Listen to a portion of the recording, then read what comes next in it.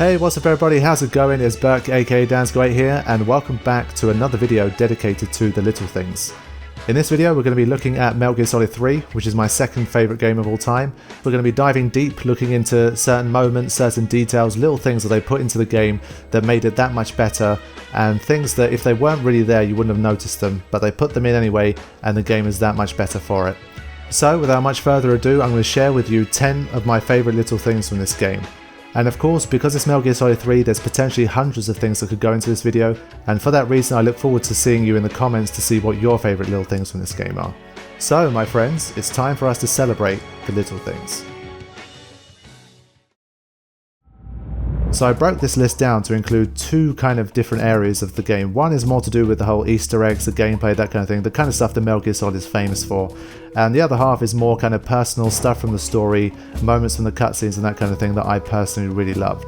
So one of the things that I loved the most playing this game was the whole survival element, the fact that there were animals that you could hunt, you could kill, you could eat. But the bit that really blew my mind was the first time I realised that you could actually capture poisonous animals live and throw them at enemies in order to attack them. So I thought this was absolutely insane. I might not have done it at all in my first playthrough from what I remember, but then when I realised that this was something that was possible and you could actually use it in your favour, that was just ridiculous. So the whole idea of being able to capture it live and then throw it in a guard's face and just watch him squirm is quite sadistic, but at the same time it's incredibly awesome to watch because it's just something that I'd never ever done before in a game, and I probably haven't done anything like that since. So the idea of being able to throw poisonous animals into guards' faces was just incredible for me. I love that.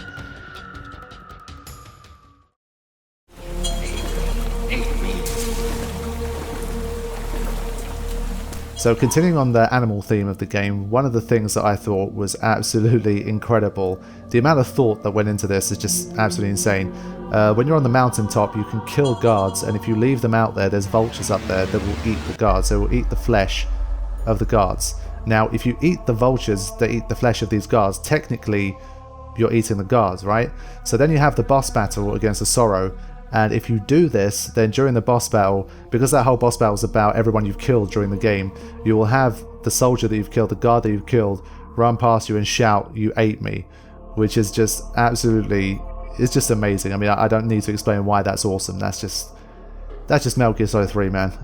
One of the reasons why I love this game. Hypoxia is a very serious condition. In the worst cases, it can lead to pulmonary and cerebral edema. I don't think you need to worry right now, but all the same, be careful. So, what do I need to be careful about? Diving a little bit deeper, this was the first game that I ever played that had a stamina gauge. So the stamina gauge, as it goes down, and obviously the gun sways a little bit more, that kind of thing. And stamina drain is something you get used to during the game, but one little detail that I really love was the fact that when you're on the mountaintop, so when you're in that cold mountain environment, your stamina goes down more quickly, which is exactly what happened in real life. So the mountaintop bit I thought was a really nice touch, because if it didn't go down any faster on the mountaintop, I wouldn't have been complaining saying, why is it not going down faster? But the fact that they remembered to include something like that I thought was really nice.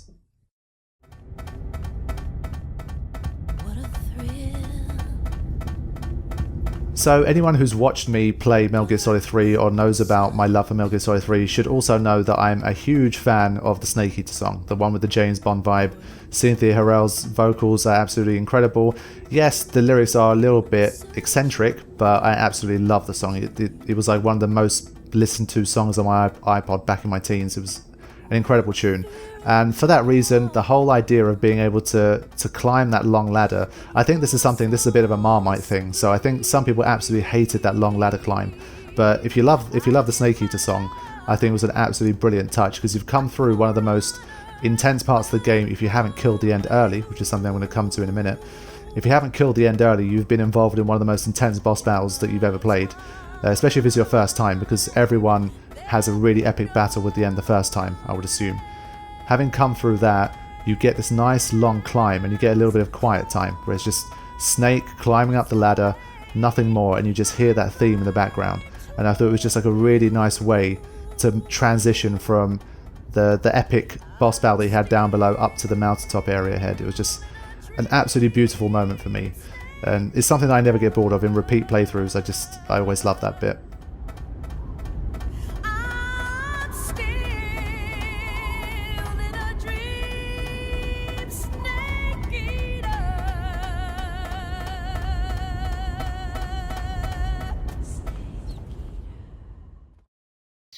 Reckless boy. You don't deserve to meet your fate just yet.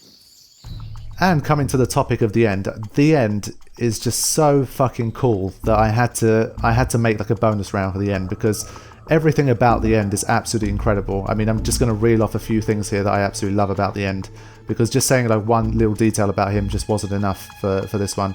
I mean, you've got the whole timer trick, so you can kill the guy by forwarding the timer, which is absolutely brilliant. I mean, that's just a stroke of genius. Whoever came up with that, if it's Kojima himself or if it's one of his employees, or whoever did, deserves a pat on the back for that one. Absolutely fantastic.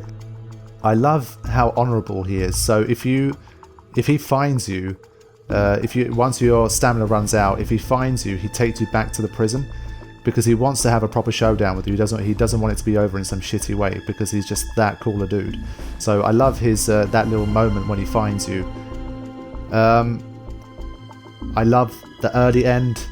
I mean, that was something where I think playing through first time I didn't kill him early, because I saw the life bar there, but I didn't really think much of it. And then when I realised that you could kill him early, the fact that you can actually eject him from the game at that stage was just absolutely amazing. So, you know, the timer trick, the early end, the reaction when he finds you, you know, even something like when he dies, like his photosynthetic moss camo, the leaves on it go from green to autumn leaves. Just for the end, you can make an entire video about him. But that boss battle and all the little tricks and the little moments with the end, I thought were so special to me.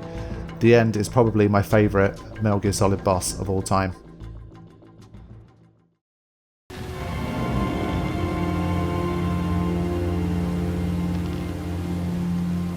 Boss? Okay, so now I'm going to talk about some more story-style ones, stuff that happens during the cutscenes and not so much during like gameplay and battles and that kind of thing. So the first one is to do with the boss. Now, it's no secret that the boss is probably, outside of Big Boss, is like my favourite character in the entire Metal Gear Solid series, because she's just absolutely incredible. Like, just in terms of her story, everything that she goes through, how important a character she is to everything that goes on in the Metal Gear universe. The boss is just... They don't call her the boss for nothing. And one thing that I loved about the boss was the first time you actually see her in the story is on that dodgy bridge, the wooden bridge where Snake and Sokolov are trying to sneak out at the end of Virtuous Mission. And she's got those two cases in her hand. Now, this is something that's small, but when she drops that case on the bridge, you get a sense for how heavy that case was. And for me, it accomplishes so much in such a little move. So she drops the case, and the whole bridge shakes. She stands firm, and Snake and Sokolov almost kind of fall over. And you just get, like, in an instant, you just know how much of a badass this lady is. Like, the way she's so strong that she's carrying this super heavy case, and the way she just drops it, and Snake and Sokolov almost fall from the impact. For me, there was just such a nice little touch. And I mean, what better way to introduce a character? I mean, if you're talking about efficiency, I think a lot of like filmmakers, like directors and stuff, should take note. How can you introduce a character and what that character is about in such little amount of time? I think it was an absolute masterclass. So that little moment there was something very special to me. So yeah, the boss is a total badass, and I don't do this very often, but I'm going to do it here. I made a video about the boss's story. It was one of the videos I actually put the most amount of effort into in terms of, you know, writing it and recording it and editing and all that kind of thing. But it just, no one ended up watching it. And I think the boss's story is a story that deserves to be listened to in its entirety. So I put a link in the description to that video that I made if you want to know more about the boss, or you want to know the details of the boss's story, her life, and why she is just such an epic character. I really would advise you to go and watch that video. I feel like it's one of the best videos I made in terms of the whole trivia thing. If I didn't think I did a good job, I wouldn't be bothering to link it here. So definitely that's something that you guys should check out if you're enjoying this video.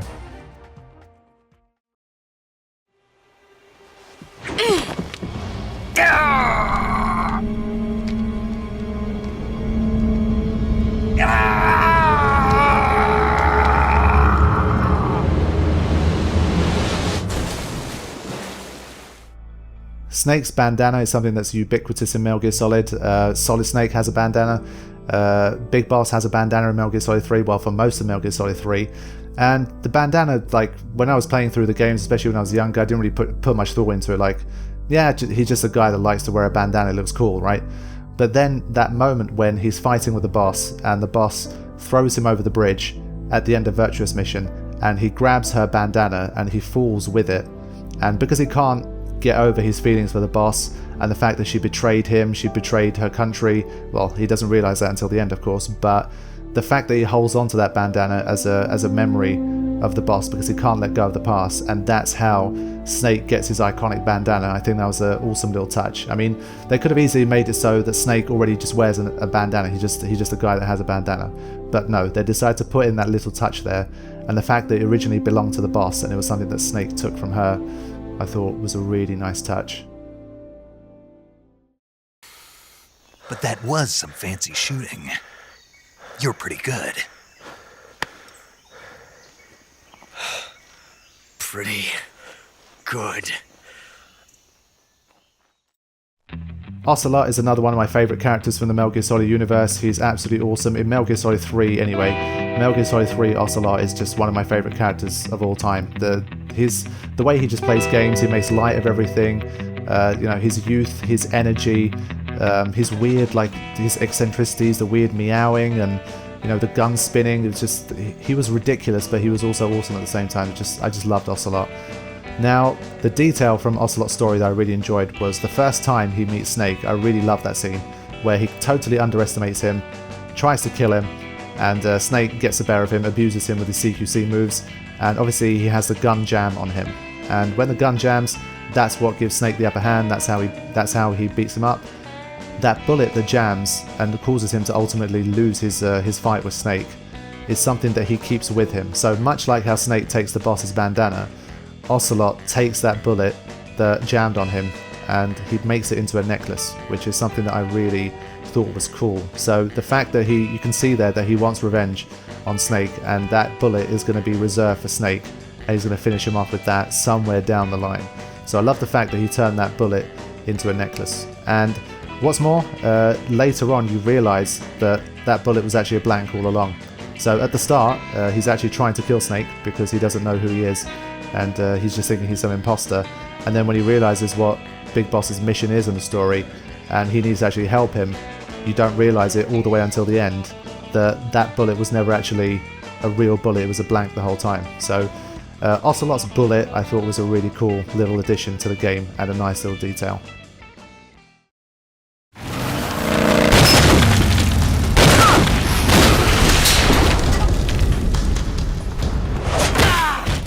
So this video is one dedicated to detail, so we might as well get even deeper into the details here. There's a few vehicles in the game, mostly motorbikes. Motorbikes are the star of the show in this game. Eva has a motorbike, she has one with a sidecar in Groznygrad. Ocelot follows them on a motorbike and all that kind of stuff. The one in particular that interests me is Ocelot once again, and I've been checking out number plates to see if they mean anything, and some of them do, some of them don't. One number plate that does mean something is Ocelot's one. If you translate, I mean it's pretty obvious what it is anyway without even translating from the Russian, but when you do, it translates to cat, which makes perfect sense for Ocelot. So Ocelot's number plate has a meaning behind it. For some reason, the number plate that Eva has on the motorbike, the sidecar, it translates to none. I'm not sure what kind of meaning that would have in relation to the story, because Eva is far from a nun, but I'm not sure, maybe it means something. And one more that I spotted was Volgin's men. They start to follow Eva and Snake, and they have their own motorbikes, and one of them, if you freeze the frame and you translate the Russian, it gives you thunder, which I found interesting, because these guys are Volgin's men. So I guess Volgin is the lightning and thunder guy, so the fact that his men have a number plate that has thunder on it, I don't know, I thought it was kind of cool. So Ocelot's number plate on his motorbike was another little detail that I really enjoyed. Kuwabara, Kuwabara. Now this one is quite interesting. When I first played the game, I didn't really understand that whole Kuwabara business. Vulcan would say Kuwabara, Kuwabara, and I think he does it 2 or 3 times throughout the game, and I didn't really think much of it. I thought, the dude's a bit weird, he's probably got his own little chant or whatever it is. And in more recent times I tried to research what that whole Kuwabara thing was, and apparently it wards off lightning strikes. So because of, Volgin's, I guess, I don't know what to call it, his suit or whatever that is, dude, he needs to keep away from lightning, especially when there's rain. If he gets wet and he gets hit with a lightning bolt, then he's kind of screwed. So he says Kuwabara twice as a way to ward off lightning. So where this gets cool is, the last time I played the game I realised that when he actually dies, so he gets hit by a bolt of lightning, and Snake, you know, makes a comment about how ironic that is. That's the only time in the game, I believe, that when it's raining, he doesn't say Kuwabara twice. So it's quite interesting that that's the only time he doesn't say Kuwabara, and he gets hit with the lightning bolt that eventually kills him. So I thought that was quite interesting. Okay guys, so that is my list of 10 little things from Metal Gear Solid 3. Before I whittled this down, I think I had like over 40, but I managed to bring it down to 10. There's a lot of stuff. Again, if I came back to this video in a month, I'd probably look at some of these and say, oh, I want to swap out 2 or 3 of them for something else, but that's just how it goes. That was my 10 little things. I look forward to hearing yours. I will see you guys in the comments. I hope you guys enjoyed the video, and I will be back with another 10 little things video sometime in the future, most likely tackling The Last of Us, which is my 3rd favourite game of all time. So I'll see you guys then. Thank you very much for watching. I hope you enjoyed it. Take care.